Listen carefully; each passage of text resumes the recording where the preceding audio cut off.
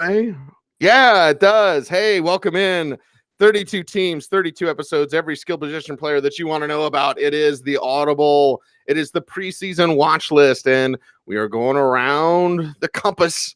We're in the South. We're in the AFC South, and we're starting with the Houston Texans, which means we're starting with, of course, Deshaun Watson and company. Now, fantasy GMs, obviously incredibly excited, as they should be, for Deshaun Watson, not only because of Nuke, not only because of Watson's ability as a runner and ability as a passer, not only because of an emerging tight end we'll get to, but also because his weapons might actually be healthy this year, Bloom. Yeah. Yes. And we look at this, and again, we start at quarterback, which gives us a chance to talk about the whole offense. It also gives us a chance to talk about the offensive line. Ooh, we don't really want to talk about the offensive line here. We might see Matt Khalil start here. First round pick Titus Howard, the word is he might start at guard. Seantrell Henderson. Surprise first round pick Titus Howard. Surprise, yes, very much so. Meanwhile, sees Andre Dillard in Eagles camp. They're saying he looks like he could start today at left tackle. Oh, and that's why the Texans don't have a GM. And that's why we hear this stuff that's like, the Texans should trade for Trent Williams. The Texans should do this to trade for a running back. Well, who are you going to call? Ghostbusters? No, you're not going to call anybody. Yeah, yeah, that'd be a good mashup. Anyway, so at the same time, you have to be optimistic about Deshaun Watson. Now, last year, we saw Deshaun Watson have internal injuries, and then they leaned on the run more. Things stabilized. But still, you feel like this was an underachieving offense, partially because, again, Will Fuller goes down. Kiki Cutie really wasn't healthy all year. Lots of offseason reports that he's very healthy now, and there's some exciting things. So I think even if the offensive line is the worst in the league, and it will be, spoiler alert. Well, Arizona says, hey, what about us? But I think it'll be worse than Arizona. And at least Arizona has a system that mitigates having a weak offensive line. You still are going to see a chance for Deshaun Watson to set career highs across the board, as long as, you know, if we get like 26 combined games from QT and Fuller. You know, that's all. We're not asking for the world here. We're not asking for 2 16-game seasons. We're just asking for them to mostly be healthy this year. Then the Texans passing game goes to a new height because Deshaun Watson is so good. See, I think this is a good moment for us to say, everybody, I mean, I think even, well, there were some people optimistic enough about Watson to think he was going to be this good. But wow, we're watching a best case scenario play out in his career. And the best case scenario for fantasy here is maybe not that he's number one, because Patrick Mahomes' offense is even more stacked, but number two with a large margin to number three. So taking Deshaun Watson at ADP, if they're he could provide that kind of advantage at quarterback. There's lots of reasons to go late at quarterback. Deshaun Watson could be a good reason to go early.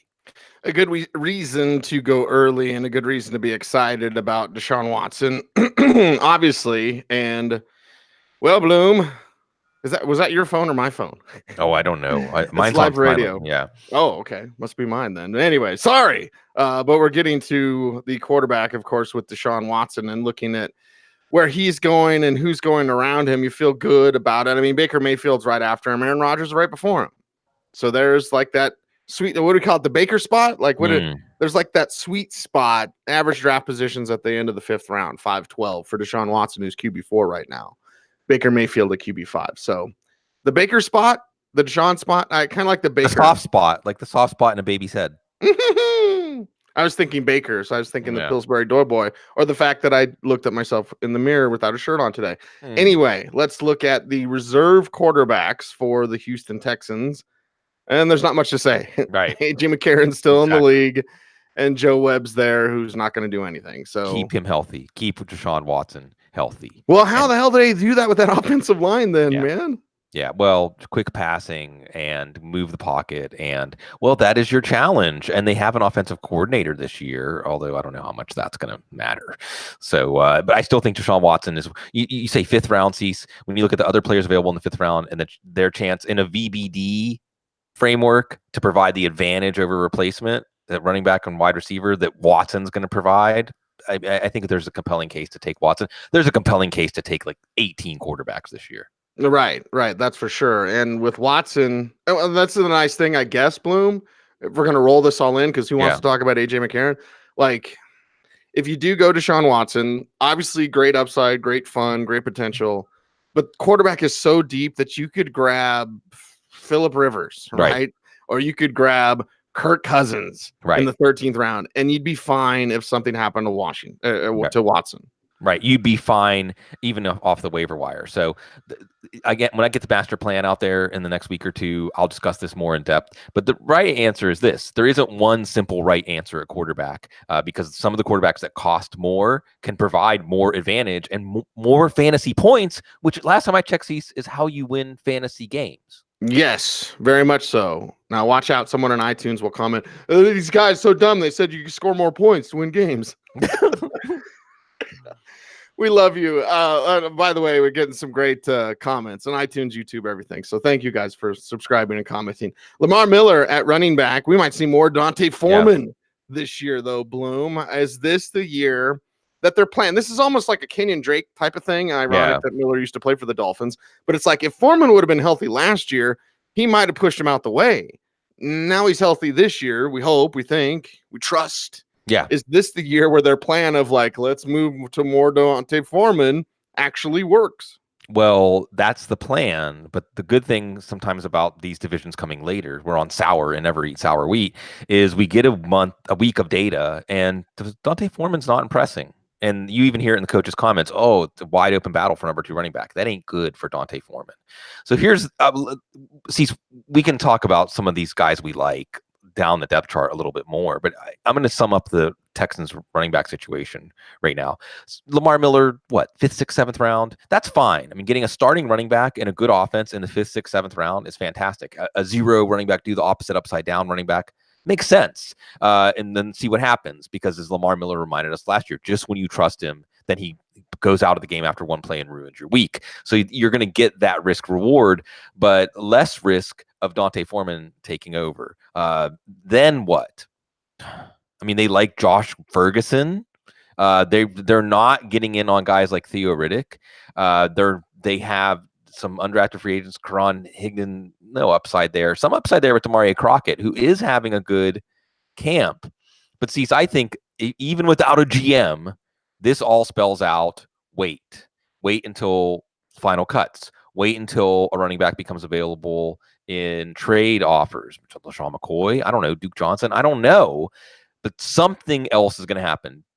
And this is something we need to stress as we talk about the preseason watch list is teams have plans until they see what they have in training camp.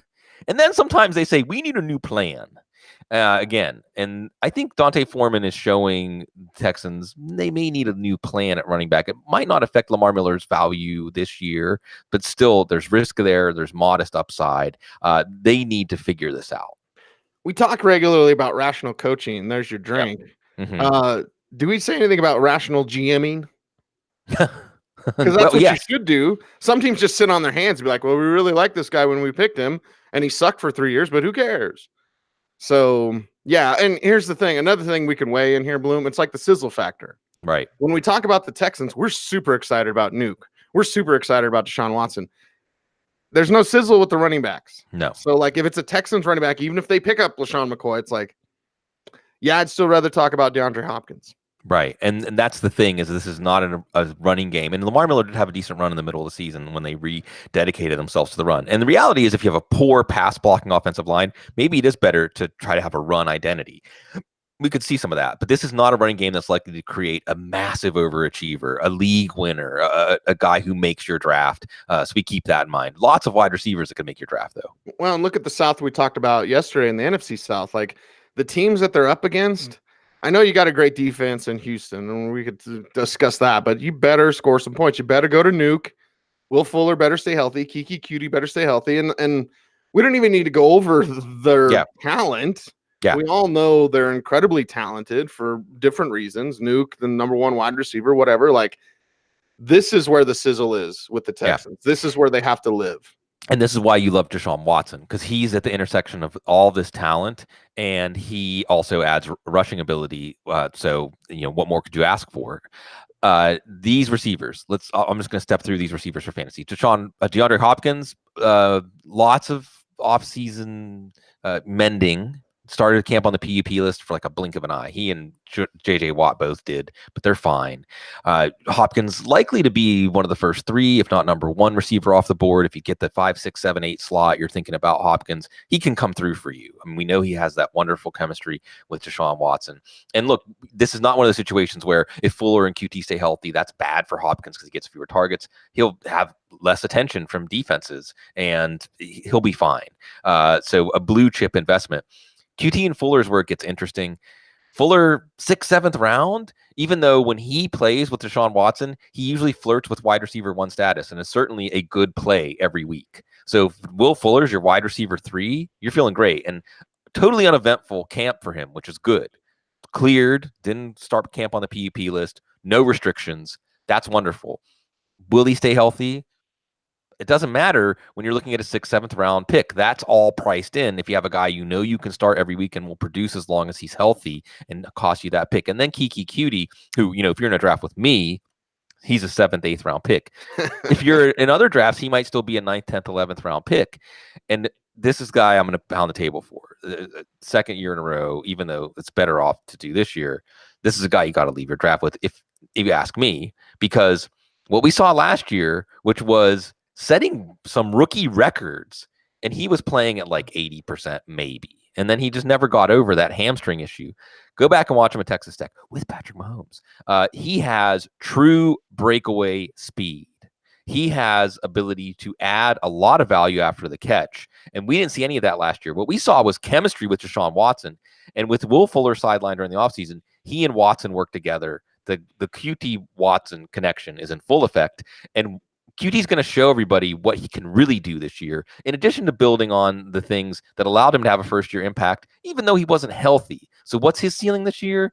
I think you're going to have Fuller and QT being co-number 2s, and what it can lead to are 400-yard passing days for Deshaun Watson. Really exciting to have both of these guys, and you may have some ups and downs. They may take turns, but they're going to take turns having like 150-yard weeks.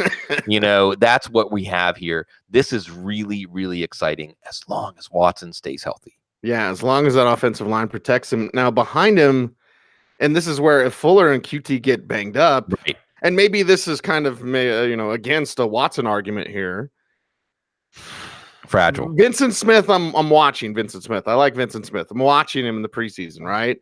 But, man, if you lose Fuller or QT or both, now you got Nuke. And then what? Jester Way, right? Exactly. DeAndre Carter. Like, there's not a lot. Mostly, I'm looking at it right now. Almost all undrafted free agents. Right. So behind the big 3.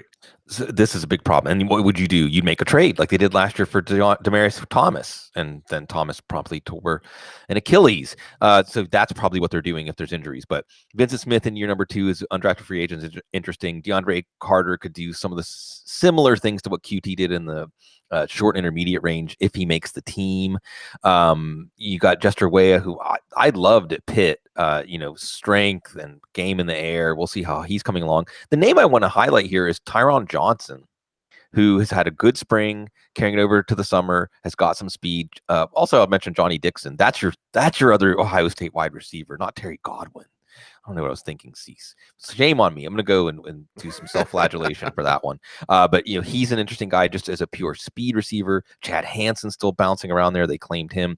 But, yeah, this is problems because I feel comfortable saying no depth chart has as steep of a drop-off from number 3 to number 4 than the Texans. And the reality is no depth chart probably has the injury history at number 2 and number 3 that the Texans have. So, the picture we're painting here, it's a fragile offense. There's a Humpty Dumpty aspect here if things go wrong. Yeah, and Bill O'Brien sitting on the wall. Yeah, he's not the one you want putting the pieces back together.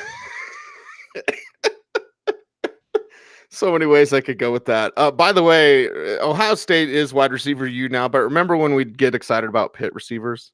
Yeah. Well, Tyler Boyd is carrying that on for sure. Right, for sure. Let's get to the tight end position, the tight end spoiler alert that I alerted you about. Well, that's Jordan Thomas. Yeah. I mean, anytime you're that big and a converted wide receiver, they converted him at the Shrine game last year. And, he looked good as a rookie. We'll see what he can do more here. Kahale Warring, and Dane Brugler in his wonderful draft guide had Kahale Warring's full name It's like 7 names. Anyway, from San Diego State Aztecs, baby. But like, okay, so that's the kid I'll be watching. But I want to see what Jordan Thomas can do for an encore in year 2 and how his development goes as a receiving weapon and perhaps security blanket for Deshaun Watson. So Thomas is a name to remember here because he's having a good camp. Ryan Griffin got in some offseason trouble. He's not with this team anymore. And Thomas is having reps in camp, Cease, where you're seeing observers say, he looks like a wide receiver. Guess what? He was a wide receiver. Yes, a 6'5", 270-pound receiver or whatever he's 6'6". So he's an interesting guy too because I think you see Watson as a rookie last year. Thomas was trusted in the red zone, and see, there were plays where you watched Watson, in the red zone, you have to throw the ball with some smoke on it. You can't lollygag. That's how you turn a game around. If you try to throw a floater in the red zone, he was throwing lasers, and Watson is just absorbing them. Touchdown. So he's a really interesting guy. And I suppose if we do talk about a doomsday scenario where QT and Fuller, or at least even one of them, get hurt, Thomas could be the guy to take up the slack. He's barely even on the radar. And again, tight end is a position where we might say if you wait, there are a lot of options, a lot of old options, a lot of new options. One option not discussed very often is Jordan Thomas, but I believe that we might be talking about him in the week 2 waiver wire show as the Texans face the Saints on Monday night, week 1. That's going to be exciting. Kahale Waring, whose full name is Kahale Kiyuku Kalani Michael Wodehouse Waring. Boom. Sounds like a future statesman. I can imagine them swearing him in as like governor of Hawaii or something. Now, Aztecs will get attention on this show, but Aztec tight ends will maybe a little panic. But Gavin Escobar. Talented. Exactly. Talented, athletic. Gavin Escobar. Not Gavin Escobar, hopefully. But certainly preseason watch list. It's the only reserve tight end I'll be paying attention to here. Yeah, and not so much for this year, but for the long term, because it's another one of those third-round tight ends, like Jimmy Graham, a third-round tight end who has a lot of athletic potential. The game needs to come into focus for him, so we're not expecting a lot from him this year. And of course, there's still Jordan Akins. I just mentioned him because they spent a third-round pick on him. And Jordan Akins does give them some vertical ability from the tight end position. So they did see something in him, but clearly Jordan Thomas has passed him. It's still somebody that can mix in and help this offense, but not the guy we're looking at as the potential tight end of the future. That could be Jordan Thomas, the present and the future, or Waring. That is a wrap for the Houston Texans and the preseason watch list. It's 32 teams, 32 episodes, every skill position player you want to know about. We talk about right here on this show. Andrew Luck is not healthy, and not for the reason he's usually not healthy. Colts. That's next. 3, 2, 1. We all love Andrew Luck. Everybody loves Andrew Luck. Everyone loves Civil War Andrew Luck, or whatever that guy on Twitter is that writes to his dearest mother. But Andrew Luck has the calf strain thing, Bloom, now. It's not the shoulder. He'll miss some practices, nagging calf strain, surgery not likely. The fact that they're even bringing up surgery. Problem. Who said surgery? I didn't say about surgery. What do you mean? Huh? Yeah. Right. What are we doing here? And Kevin Durant. Yeah, you wrote that in our newswire this week, and I was like, oh, God, please don't be something like that. So it's like, okay, excited, Andrew Luck, yeah, and then another injury, this time to a different body part.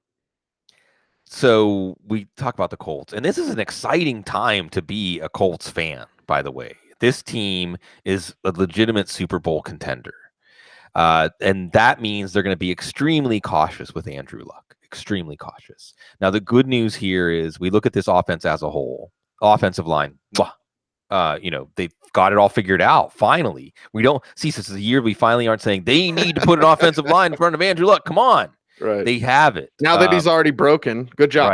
Right. And then you have an offense that you add Devin Funchess. You're getting Jack Doyle back. You add Paris Campbell.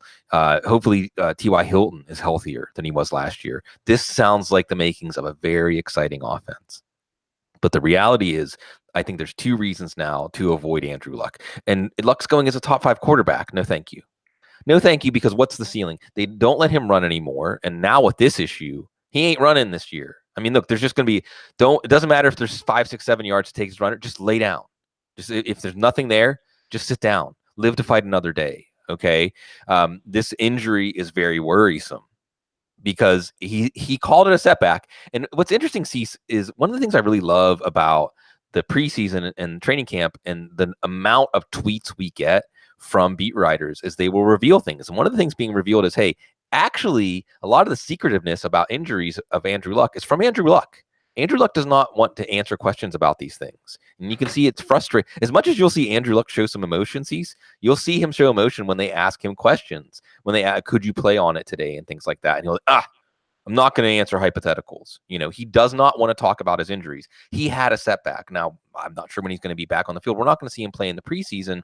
And it's when they say calf now, we have to include Achilles. And like you said, if they're talking about ruling out surgery, that means they're asking if he needs surgery. These are all problems. The good news for the offense and the team is they got Jacoby Brissett. And that's all the more reason for them to be cautious on any given week. I can imagine during the season, a Thursday or Friday, when they say Andrew Luck pulled up lame in practice, and maybe he's a scratch for that week because they can win with Jacoby Brissett, which goes to my second reason to not be into Andrew Luck in redraft leagues this year. Their defense is better. Matt Eberflus, next hot defensive, if there are any hot defensive head coach candidates. Did he talk to Sean McVay? Right. What they've done with this defense, and remember, he was the one hired with the McDaniels crew and was a holdover. And what they've done with this defense, and they continue to improve. Bringing in Justin Houston this year. Malik Hooker is a name I think a lot of people are going to get to know this year. Darius Leonard, they already knew. Maybe Bobby Okereke is another name they're going to get to know this year from their draft class. They're going to keep games low scoring. And we'll talk about Jacoby Brissett, so I'm not going to do the premature segue. But really, I wonder if this offense intersects more as creating value in the backfield than in the passing game, because I expect them to have a lot more comfortable game-winning scripts than they did last year. Hey, Frank Reich, you just dropped something. Oh, that's running back talent. It's falling out of his pockets.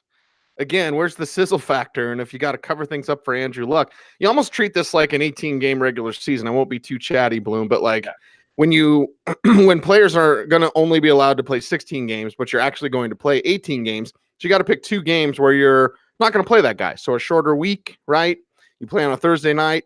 Let's play Jacoby Brissett, who, by the way, is in a contract year and looking to be paid, highly paid as a starter next year. It just makes too much sense to use Brissett if you need to, and we'll get to Chad Kelly eventually. If they had a quarterback core of Jacoby Brissett and Chad Kelly, they could win a lot of games with those two. Yeah, they can. So they'll play extra cautious, and Brissett is going to start somewhere next year, and like you said, get paid. And it gives them one of the situations where they lose the least.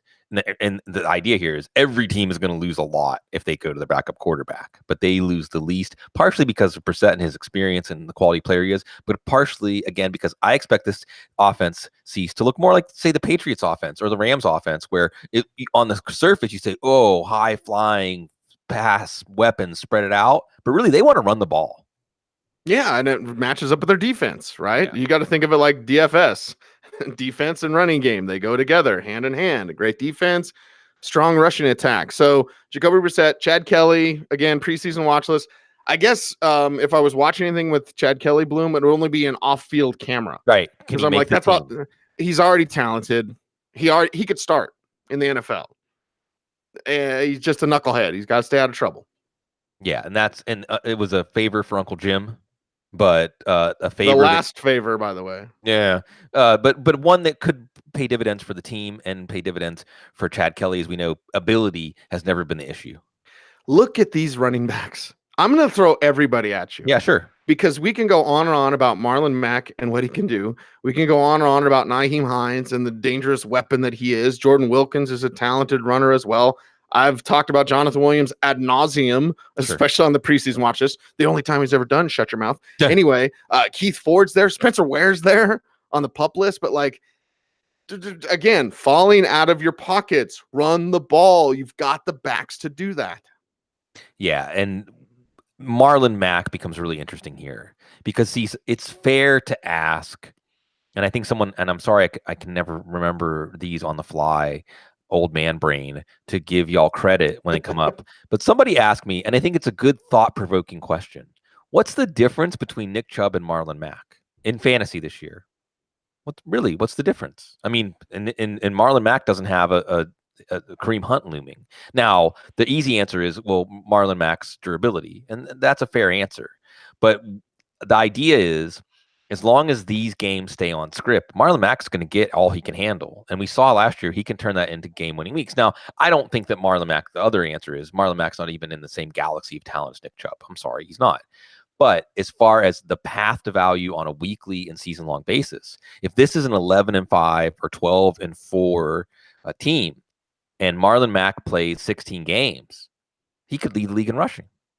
If he can hold up under, to say, 280 carries, he could easily average 5 yards a carry in this offense.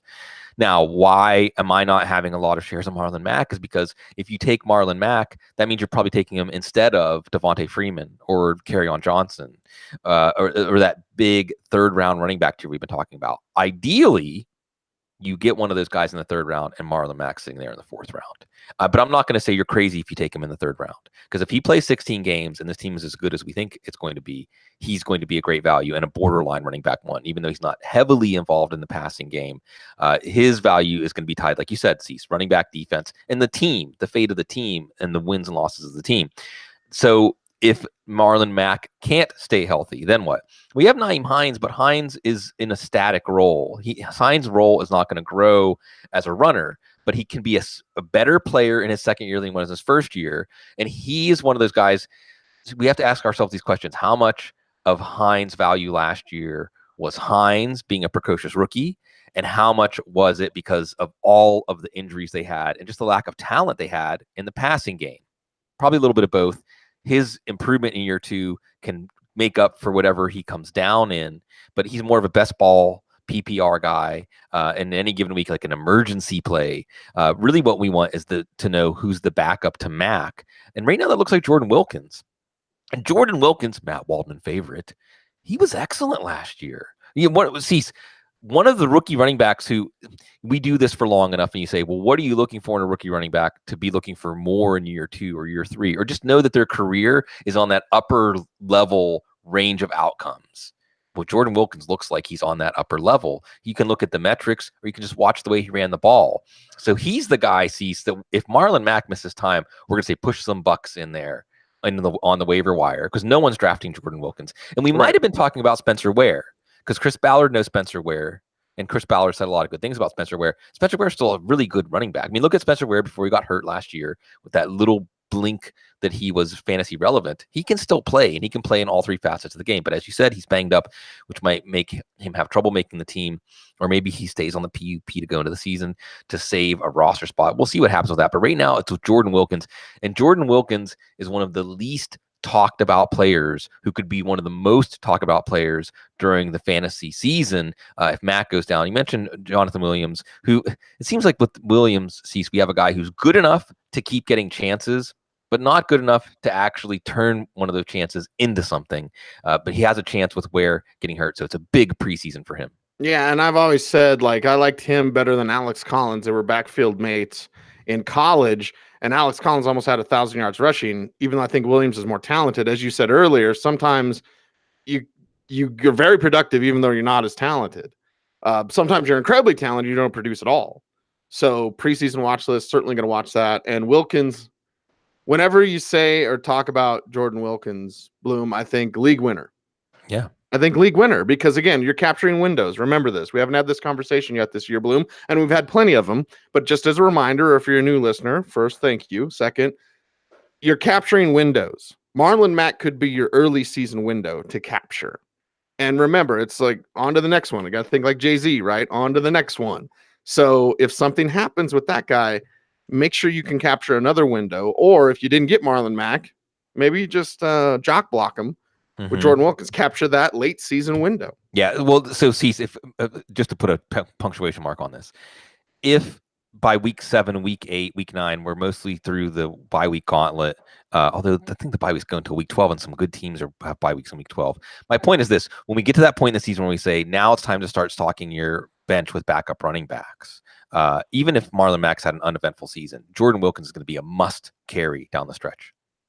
Must carry T.Y. Hilton, and must preseason watch list. Well, if he plays that much, Devin Funchess. Like, how's that work? Paris Campbell is a little bit banged up. Bloom. it looks like remains out, hamstring injury. We'll watch that. Campbell, very talented, again, Ohio State receiver. So we'll watch that. But I'm just curious on how Funchess will respond with his new team. Yeah, and this was a big question because he didn't really get to work with Andrew Luck in the spring, and well, he hasn't really got to work with him much because of Luck's calf injury. So it's really, really hard to get excited about him. And again, I'm going to take us back earlier in this episode when I talked about lowered expectations for the passing game for the Colts, just because of game scripts and things like that. So this is an offense that is going to have an infusion of talent at wide receiver and tight end, both through players coming back from injury and additions. That is anybody going to be relevant week to week except for T.Y. Hilton? We know what T.Y. Hilton's going to be. And by the way, T.Y. Hilton was doing what he was doing last year through a ton of injuries. How many times last year, Cecil, were you like, well, we're not sure if he's going to play, but if he does play, you're putting him in your lineup because this dude is producing no matter what he's playing with.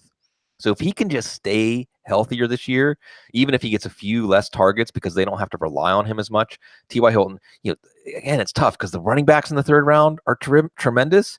But man, getting T.Y. Hilton in the third round sounds pretty good to me too. It may just come down to who did you take in the first and second round. And you're scoring in lineup. How many receivers can you start? Yep. Absolutely.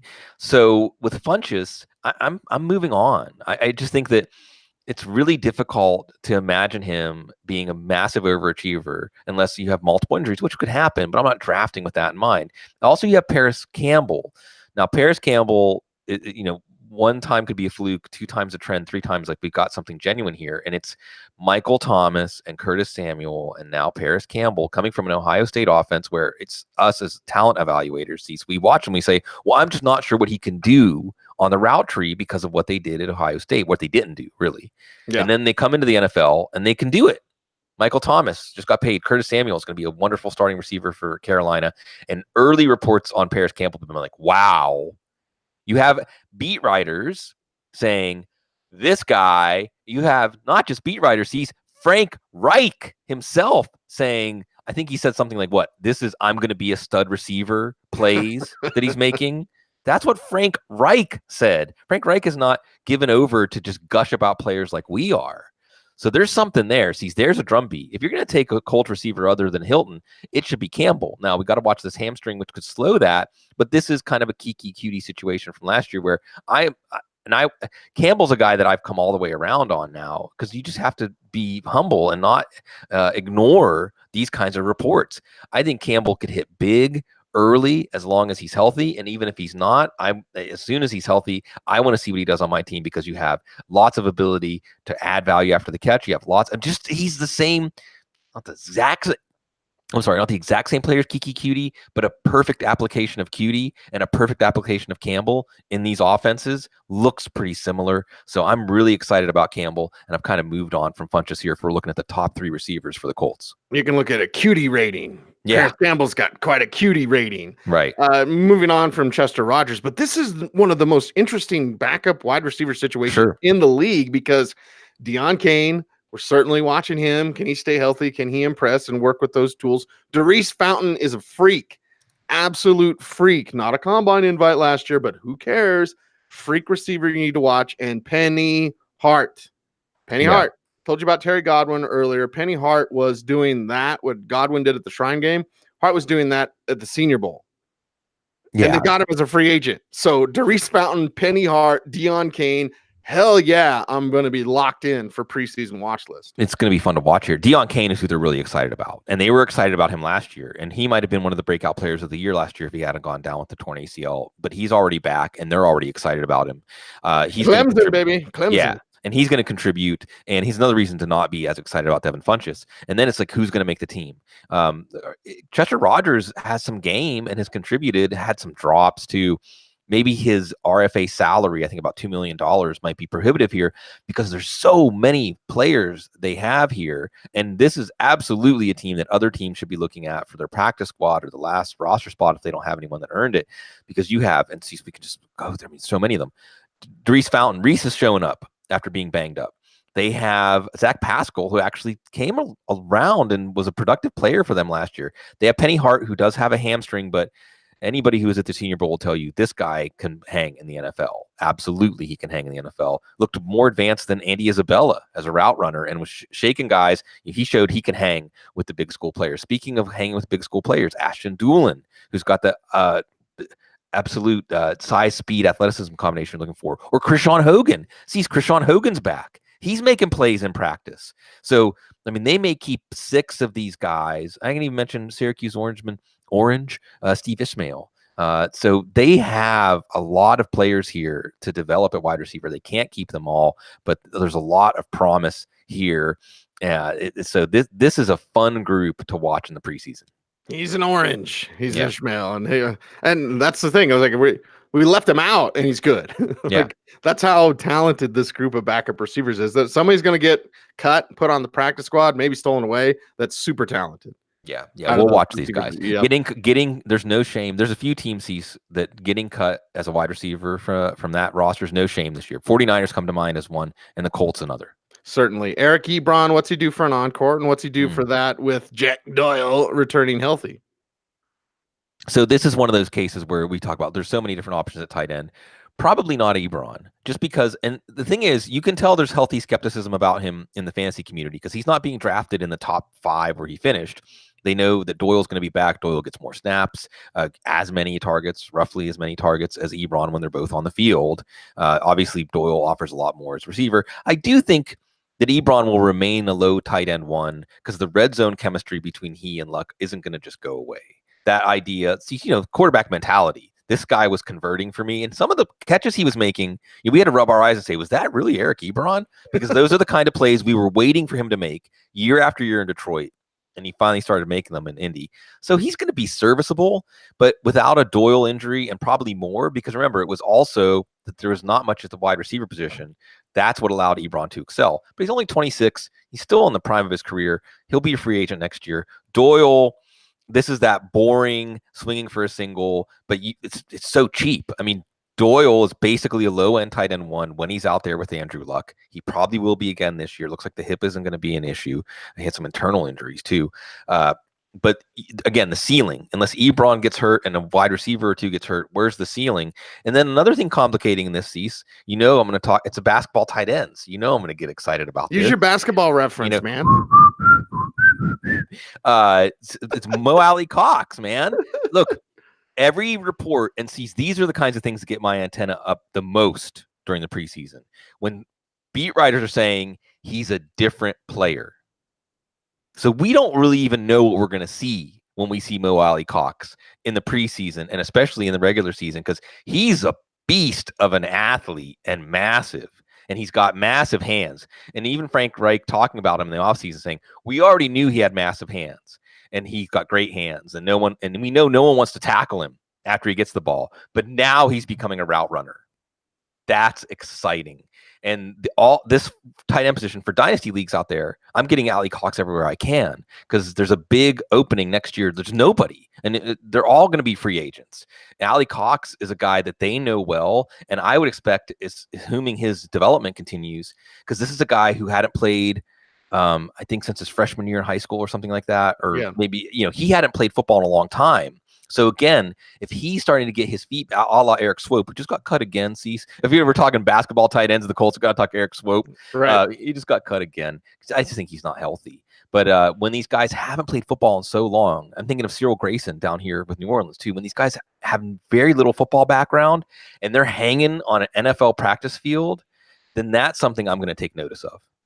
By the way, Mo Alley Cox with those first team reps almost all offseason because Ebron had a groin thing, Doyle recovering from hip. And there's speculation from beat reporters that Mo Alley Cox could play around 20 snaps per game. Yeah. And then make it impossible for any of these guys to be consistent tight end ones. Good for the offense, not good for fantasy. Right. Not good for Eric Ebron, who's going off the board at 702, tight end 7 right now in 12-team PPR. I don't really think there's anyone outside of Mo Alley Cox to look at here. Ross Travis has, he's got the receiver background. Billy Sounds Brown, like a country singer. Ross, right? I went to that Ross Travis concert. Yeah, and Billy Brown opened for him. Billy Brown, like the wide receiver, tight end tweener. They have a type. Ballard back when he was Kansas City, now with Indy. They have a type. They like that receiver athlete at tight end who can add value in the passing game. That is a wrap for the Indianapolis Colts and the preseason watch list. 32 teams, 32 episodes. Every skill position player that you want to know about, we talk about right here on this show. The Jaguars finally have a real quarterback. It doesn't matter. That's next. 3, 2, 1. Well, Nick Foles picked up by the Jacksonville Jaguars. Bloom, what does that even mean? We're going to get to everybody else on the offense, obviously, but what are the proper levels of expectations for Nick Foles this year? See, and I suppose this reflects on my personal history, even my family's personal history, that my mind goes here. But you said, what does it mean? And my brain really wants to earnestly answer that question.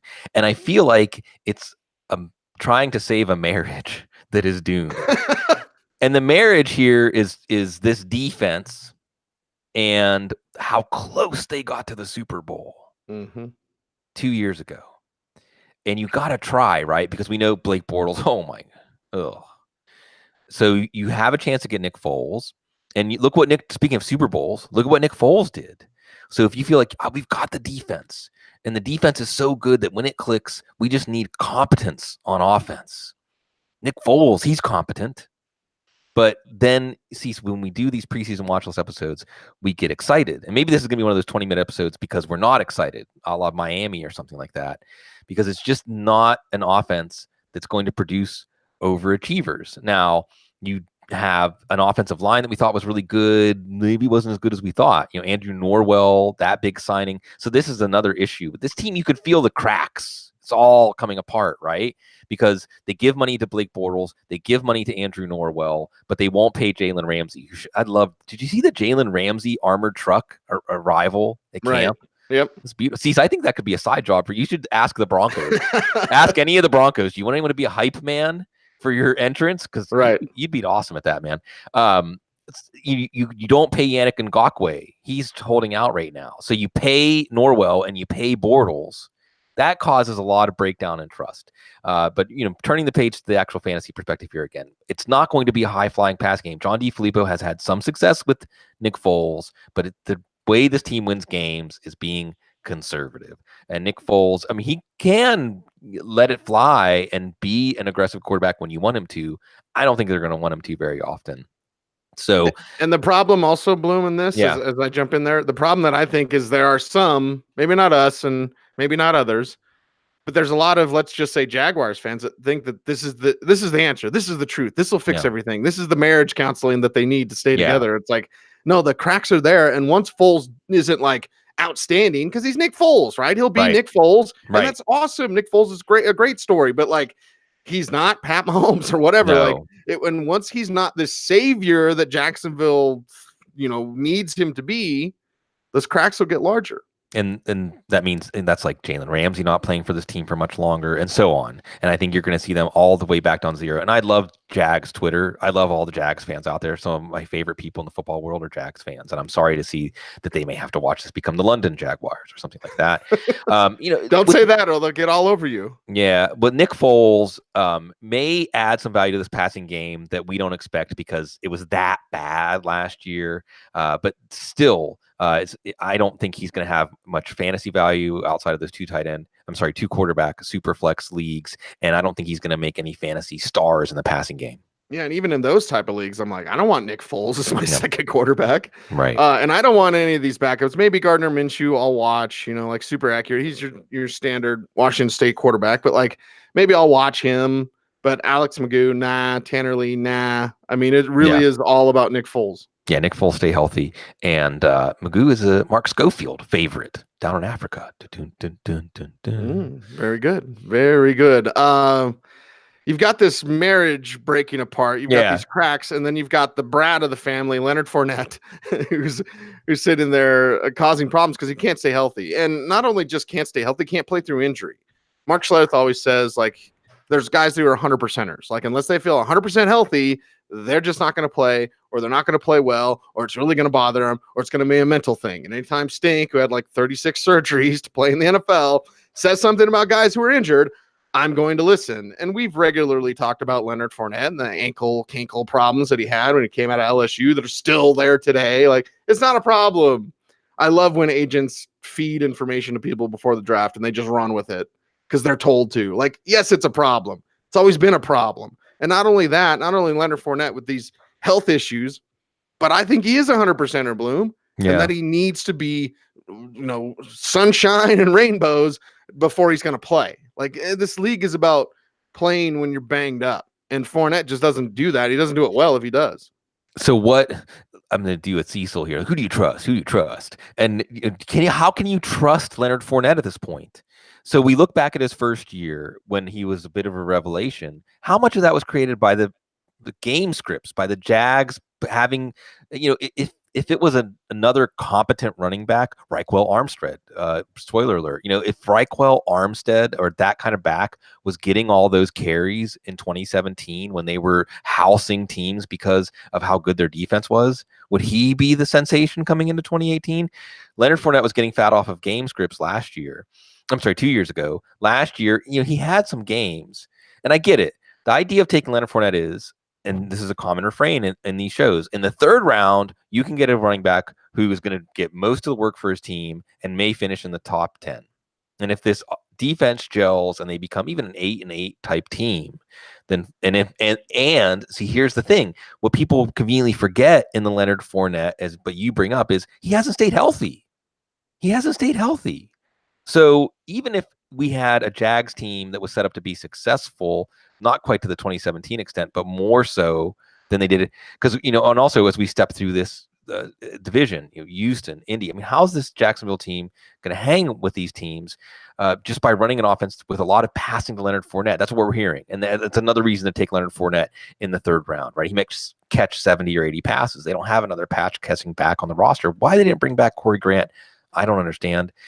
So you're basically putting your chips in on volume, and you're putting your chips in that this will be the year Fournette stays healthy. Oh, and he's not going to do anything to piss off the team.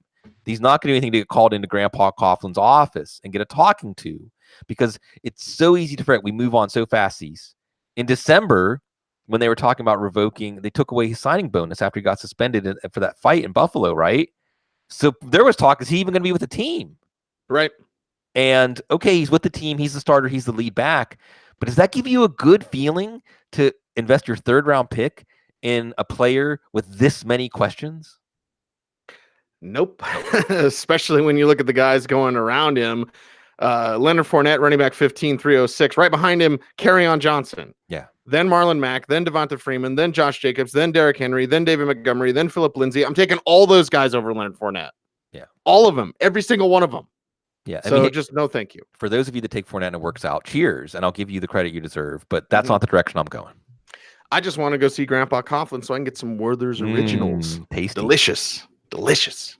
Alfred Blue, Thomas Rawls, Benny Cunningham. Interesting. I really want to talk about Reichwell Armstead. Talk about intent, determination as a runner. This is the guy that Fournette should be. Yes. So this is the guy to watch. Yes. Okay. So then it makes sense. This is always how you should be thinking about these questions in fantasy terms, folks. If you get a bad feeling, or you're saying I'm avoiding a player, there should be someone that you're targeting instead. And Alfred Blue, I don't understand why coaching staffs continue to love giving this guy carries, but they do. And it could be Alfred Blue when Leonard Fournette gets hurt or suspended or something. It could be Alfred Blue with 20 carries for 45 yards and maybe a touchdown, and maybe you play him. But the guy to be excited about here is Armstead. And what you saw from Armstead is surprising speed. He was not somebody. Not many people had him in the mix as one of the fastest running backs at the combine, but yet there he was, considering the kind of runner he is. And I was going back and forth with John Shipley, one of my favorite people to talk Jags with, on Twitter. And he agreed with me, and I think you'll agree. I already know you agree because you said it. It's not even because I said between the tackles, they lose very little, if anything, going from Fournette to Armstead. And then you bring up a point that maybe even they gain something, because Armstead has that initial burst. He has speed. He runs angry. He runs with edge and attitude. And I just don't see how you could watch Armstead and not love this guy. And I know they're going to give all the work to Fournette, and he's going to get 370 touches or something like that. But I really think if the Jags are being honest, Armstead starts to get 10, 12, 15 carries a game, because he's going to give them, not as a receiver, And remember, Fournette's just a competent receiver, not someone who adds value as a receiver, but that's all they have as far as receiving backs. But as a runner between the tackles, I don't think you lose anything. And that is why Armstead's going to be a guy. I'll have a quick, itchy trigger finger on the waiver wire, right? Because I don't think Armstead's going to get drafted. Wow. As soon as we see anything, it's just the end of the game. It's garbage time. See the Jags lose in week 1. And we see Armstead just get in for the last couple of series and break off a long run. They play the Chiefs week 1, by the way. This is where the scenario comes in. So they play the Chiefs. The Chiefs blow them out at home in Jacksonville. And then Armstead gets in the fourth quarter. And you see what Armstead could do. I'm going to be jumping on Armstead in week 2 just because I think if it happens, if he gets a chance, then people are going to see that he can offer a lot of what Fournette does. Could be big. Could be big. I will do it. I will have the clicker as soon as Leonard Fournette gets a second swig of Gatorade. I'm going to watch him on the side. As soon as he 1, and he goes 2, I'm like, boom. Over under. Yeah. Armstead, bang, make it happen. He's hurt. He's getting more Gatorade. More talk about the wide receivers as we move to that position. Again, reserve, conservative offense. So D.D. Westbrook with skill, when healthy, conservative offense. Marquise Lee, skill, when healthy, conservative offense. Keelan Cole, skill, when healthy, conservative offense. So it's kind of hanging over all these 3 talented receivers. I get it. I mean, if you project out the Jags passing game, somebody's going to have 70 or 80 catches. Somebody's going to outproduce ADP when we look back at the end of the season. On a week-to-week basis, I think it's going to be inconsistent. And again, as you're saying, this is not going to be an offense that produces overachievers to the passing game. And look, you only are going to get, depending on your roster size, 6, 7 picks to put on wide receivers. Shouldn't be on a Jags receiver. And I love D.D. Westbrook. But D.D. Westbrook, the only way D.D. Westbrook is going to be someone you're happy to take is if he gets like 130 or 140 targets this year, maybe 120. It's possible. Like you said, he has to stay healthy. And he probably is the closest thing there is to number 1 receiver. And if D.D. Westbrook is still staring at me in the 12th, 13th, 14th round, then I'll probably take him. But if he's going closer to the part of the draft where QT and Valdez-Scantling, guys like that, Curtis Samuel will go, no thanks. And complicating things. You mentioned Keelan Cole. At this time last year, we were talking about Keelan Cole as a potential number 1. We saw him as an undrafted rookie make a lot of noise. Everything fell apart last year. But new offensive regime, new quarterback. Hopefully he can at least play a role as the vertical number 3 receiver. Who's the number 2 receiver? It could be Marquise Lee. He's going to get back on the field soon. He had a pretty serious knee injury, though. And if Marquise Lee can play, by the way, I've kind of been factoring in Marquise Lee as a very minor contributor. But if he's more than that, then that really takes the fun, whatever little fun there is, out of drafting someone in this passing game, because he's going to soak up short and intermediate targets. And then you have Chris Conley. And I'm saying we're monitoring Conley for one reason, because Foles recruited him to be on the team.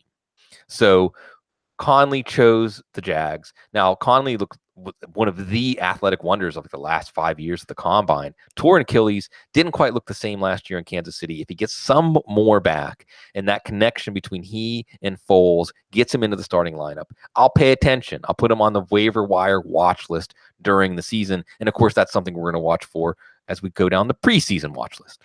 D.D. Westbrook at wide receiver 40, 901 right now, right in front of, or right behind, Marquez Valdez-Scantling. No. But in front of Cortland Sutton. I'm not taking him over Cortland Sutton. In front of Curtis Samuel. No. I'm not taking in front of Kiki Cutie. No. Manny Sanders. No. DK Metcalf. Yeah. Deshaun Jackson. No. No. Right. So, all right. Reserve receivers here. You did mention Chris Conley already. DJ Shark. Yeah. His speed, certainly. Marcus Sims, free agent they pick up this year. So some interesting end of the bench guys. But again, conservative offense, just dynasty-wise, be watching them. I like Tyree Brady out of Marshall, but he's not generating buzz that I can detect. And Terrell Pryor is still on an NFL roster. Oh, yeah. But this goes back to, I don't know why David Caldwell's still the GM here. Because you take a second-round pick on DJ Chark, who I didn't really think was worth a second-round pick anyway. But basically, when you're spending your picks, you should be thinking, what parts of the game do we have the personnel to make the most out of? And your quarterback was Blake Bortles. and you're spending a second-round pick on a deep ball receiver who's going to contribute on such a very few plays. I didn't understand that pick then. I don't understand it now. And I think, maybe DJ Chark is going to be one of those players that on a second contract somewhere, like a 1-year prove-it deal, if he gets with a real quarterback with a good deep arm, he can start to contribute. But this is looking like a wash. And the only, like, in year 2 as a second-round pick, what we need to be hearing, Cease, out of the Jags camp is Chark is just making it so they have to start him. He's just blowing them away. We're not hearing that. So, yeah, that pick, they would like to have a do-over, I'm sure. Let's talk about the tight ends. One, really, Josh Oliver, the 3rd rounder this year. San Jose State Spartans, baby. First time I've said that. Lots of spit there.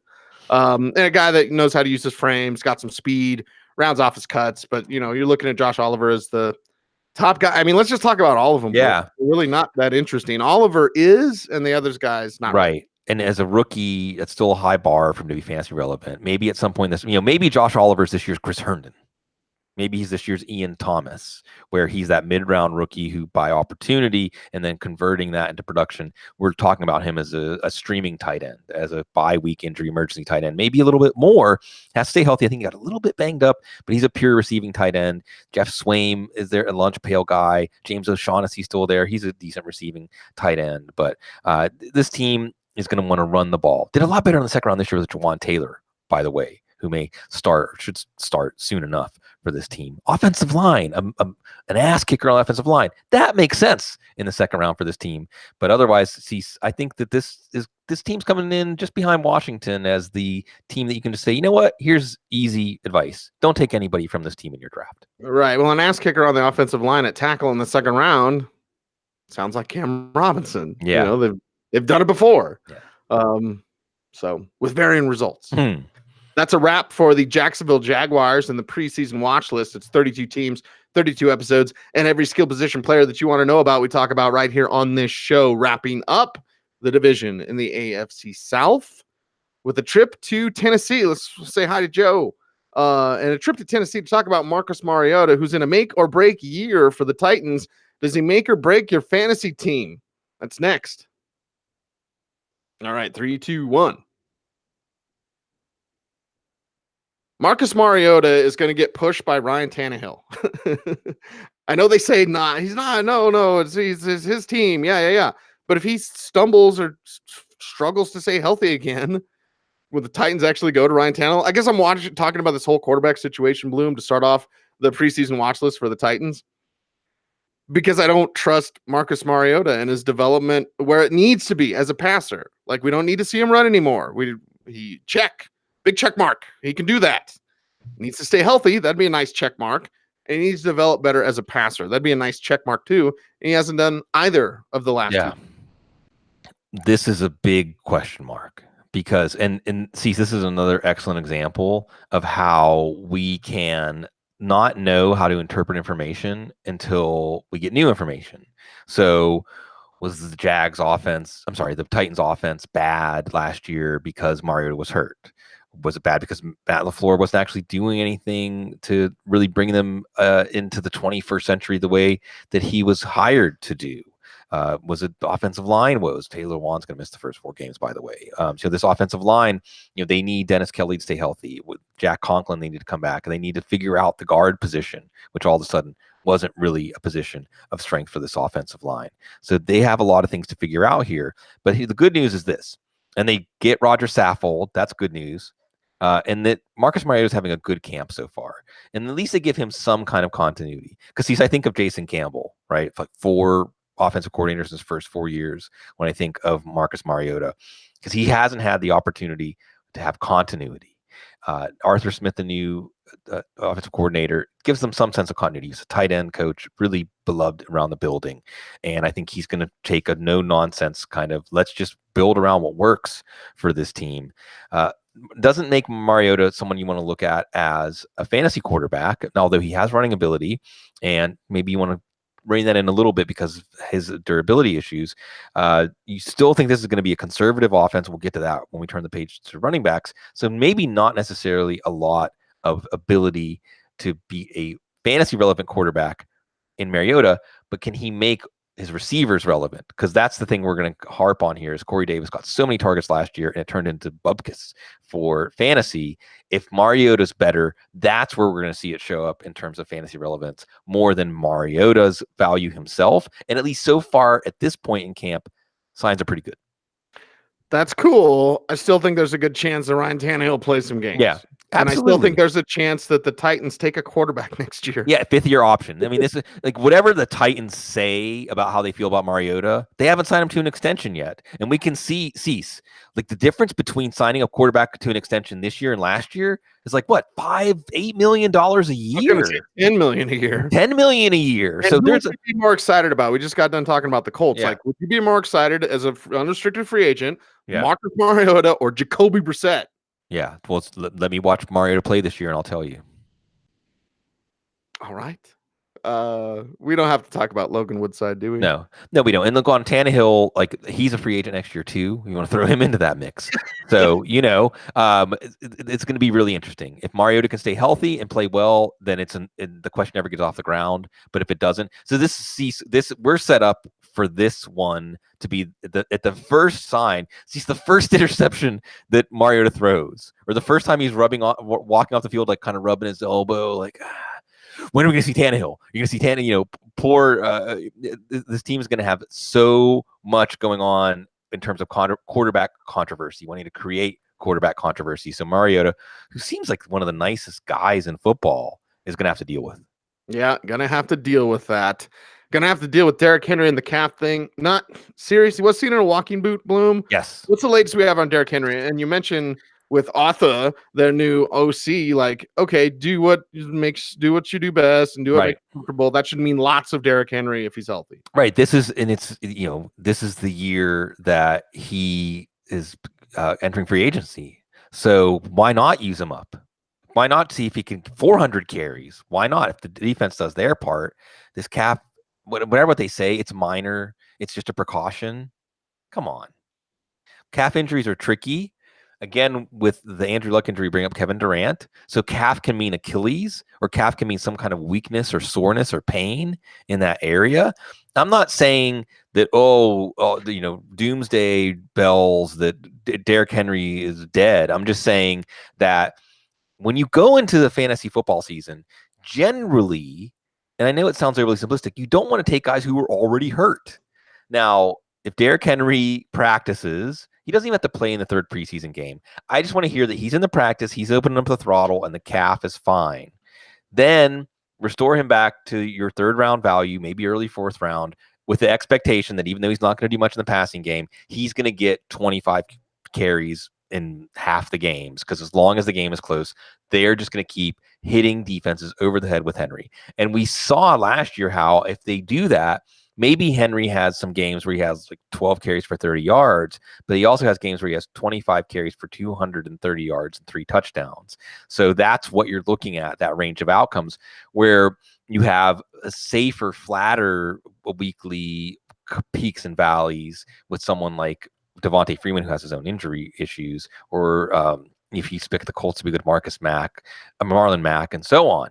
So I just think that until this resolves itself, and I'm open to saying, okay, all's clear on Henry once he's practicing without incident, but that hasn't happened yet. And Cecil, I think this is a good time for you to comment as someone who's covered a team now for well over a decade, to say teams in the preseason and training camp can say it's minor, it's nothing. They're not always going to tell us the truth. No, because they don't have to. There's no injury reports that are given. You know what I mean? And they give out the injury reports during the regular season because of gambling. Everybody knows that. I'm not no controversy there. But if they don't have to tell you, they're not going to tell you squat. No. Why would they? So, Bloom, now I get to step out of the way because you get to gush about Deion Lewis. Yeah. Again. Well, because is there anyone else? No. Well, that's the thing, right? So here's a catastrophic collapse potential for this offense. You're building around Derrick Henry as this element, establish the run, and then play off of that with play action and passing downfield. But if Derrick Henry can't give you that presence, I still like Deion Lewis as a player. I'm not taking him late in drafts. Now, look, if we don't see Derrick Henry practice for the rest of the preseason, we don't see him play in the preseason, And then we even hear like, ooh, his week 1 availability is in doubt. Well, then I'll throw some late round picks at Dion Lewis in late drafts, but he just got bottled up too easily last year. They wanted to make him a thing last year. LaFleur wanted to make him a thing last year, and it just wasn't happening. So the next man up for Henry, I think we're going to see a lot of Jeremy McNichols in the preseason. Alex Barnes, who has his fans, undrafted free agent out of Kansas State, had a great workout. He's not really making much of a foothold for playing time in training camp. Maybe we see him in the 4th preseason game. David Fluellen is playing fullback. Exactly. So it's really Jeremy McNichols. Yeah, it's Jeremy McNichols if Derrick Henry has problems that we're looking at. And they got Brian Dawkins' kid there, Dalen Dawkins. Yeah. But he's, a guy. Alex Barnes is like a poor man's Peyton Barber who can't Or James catch. Conner. Yeah. Or James Conner, right. And McNichols a very well-rounded game, and we spent time with Denver. A well-rounded, he's a Boise State running back, right? So you kind of know what you're going to get. He's like a decent receiver. He's a decent runner, but you're not structuring an offense around him. And that's what leads to disaster if Derrick Henry's banged up this year for the Titans, Bloom, as we transition to the wide receivers. There's Corey Davis. Does he get 1 million targets again? You bring him Adam Humphries. Okay, cool. Quarterback's best friend, underneath slot guy. Tajay Sharp's there. AJ Brown's banged up. We got to talk about him. Yeah. So let's get those 4 out of the way and then get to the reserves here. Yeah, and again, this is a somewhat unexciting fantasy offense to talk about, unless you're talking about Corey Davis, because Corey Davis got number 1 wide receiver targets last year, and you might look at how inefficient those targets were at turning into fantasy points and say, stay away from Davis. But I think we can say that if it's you or is it me, it's you, Marcus Mariota, or whoever was playing quarterback, whoever those targets come from. They were very poor targets. They were targets that weren't set up to have value. Give that number of targets to Corey Davis from even a middling quarterback, and I think you see different numbers. If Marcus Mariota becomes that middling quarterback this year, Corey Davis is in the 6th, 7th round. Again, there's a myriad of options when you get to that 6th, 7th, 8th, 9th round range of wide receivers who have in their range of possibilities the chance to vastly outproduce their ADP. Corey Davis absolutely applies there. This could be a breakout year for him. If you like Marcus Mariota to level off this year, then you like Corey Davis to take it to the next level. Then it's a mess. Then it's an absolute mess, okay? You have A.J. Brown, but he's already banged up, and with no matter how good rookies are, sometimes when they miss, they can't all be Odell Beckham. When they miss camp or a good part of camp, makes it hard for them to get implemented in the way they would have otherwise. So now we're looking at a lesser A.J. Brown impact, maybe more Adam Humphries impact out of the slot, because you liked A.J. Brown and Adam Humphries as those high percentage target players, the easy, low-hanging fruit, 5, 6, 7 yards, keep the offense in good down and distances, keep the defense on their heels as they're trying to also worry about tackling Derrick Henry, taking those shots occasionally downfield to Taywan Taylor, who had some moments and made some plays, but as the whole offense bogged down last year, there wasn't any second-year breakout for him, so he's fighting for playing time. So you have these top 4. The only one I'm really interested in is Corey Davis, but if they can get all 4 healthy and contributing, you have an interesting mix and match of elements, and if Arthur Smith can deploy those elements in a way to put off defenses at a disadvantage, Marcus Mariota can make the right reads, make accurate throws, then this offense could start to take some steps forward. So I said Otter. That's a When Harry Met Sally reference. Very few people will get that one. We're old. Behind him, and by the way, here's how you know they don't have to tell you anything. A.J. Brown has been hurt, and they won't tell why. Yeah. It's all undisclosed. So, who knows? Banana peel. Thanks. Khalif Raymond is still there, kicking in the league. Hey, Khalif, what's up? What we were talking about? Anthony Ratliff Williams, Jalen Tolliver, Darius Jennings. It is preseason. Tanner McAvoy. Sure.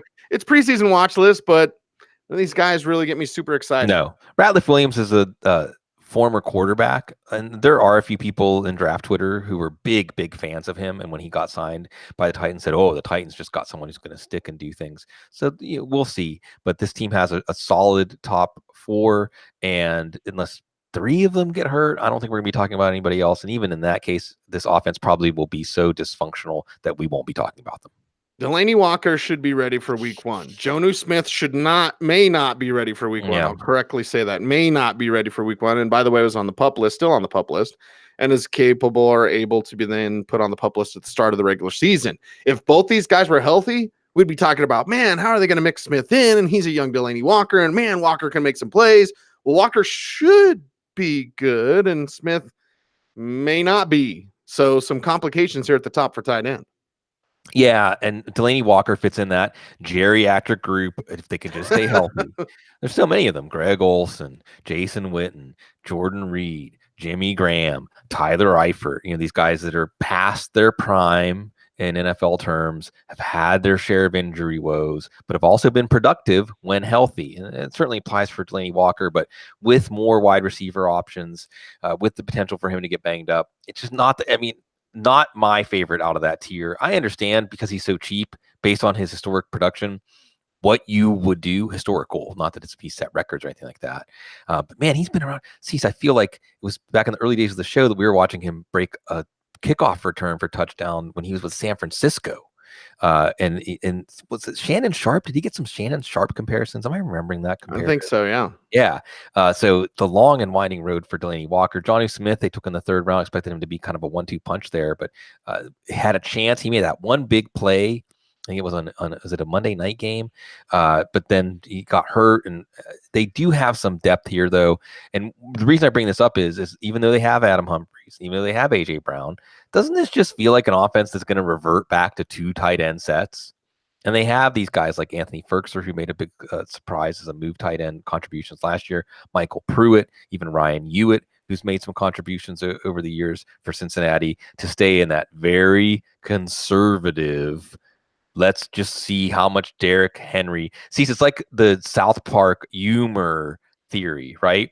If you tell a joke long enough over and over again, it'll get funny. Like if you push Derrick Henry at the defense long enough, eventually he's going to break that 80-yard touchdown. That's the offensive game plan, I think. Oh my God, they killed Kenny. Yeah.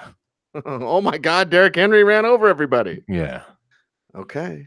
That is a wrap for the Tennessee Titans and the AFC South in the preseason watch list. It's 32 teams, 32 episodes, and every skill position player that you want to know about, we talk about right here on this show.